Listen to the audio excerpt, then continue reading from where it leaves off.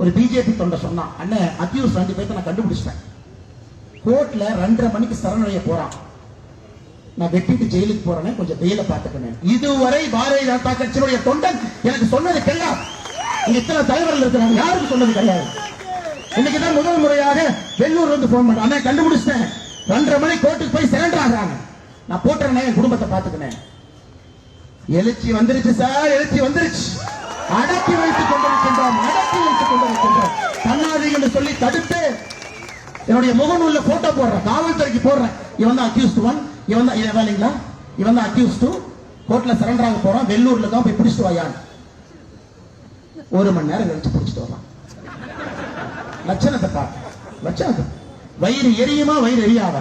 இன்னைக்கு பிஜேபி தொண்டை ஆயுதத்தை தூக்கக்கூடாதுன்னு நினைக்கக்கூடிய பிஜேபி தொண்டை நான் ஆயுதத்தை எடுக்கிறேன் சார், என் குடும்பத்தை பாத்துக்குங்க அண்ணா, என் குடும்பத்தை பாத்துங்க, நான் போட்டேன் 2 பேர்த்தையும்.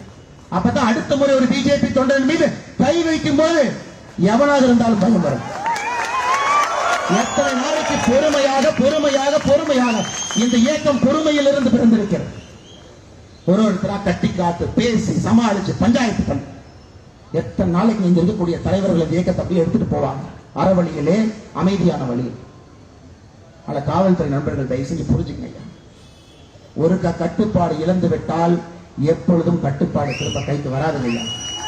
இந்த கட்டுப்பாடு வந்து சூடத்தை பத்த வைக்கிற மாதிரி பத்த வச்சுன்னா கண்ட்ரோல் பண்ணு. ஆனால் இப்பவும் அமைதியா சொல்ற இடத்துக்கு வர்றோம், எங்க போகணும்னு சொல்றோம் போறோம், இங்க நில்லுங்கன்னு சொல்றோம் நிக்கிறோம், அதெல்லாம் கேட்கிறோம். இந்த கூட்டம் எல்லாம் ஒரு ஆள் ஒரு மனிதன் அரசாங்கத்தை எதிர்த்தோ காவல்துறை எதிர்த்தோ ஒருத்தர் குரல் கொடுக்க மாட்டாங்க. அந்த மாதிரி கூட்டம், அந்த மாதிரி கூட்டம் இந்தியாவில் எங்கேயுமே நீங்க பார்க்க முடியாது. அந்த மாதிரி வரக்கூடிய கூட்டம்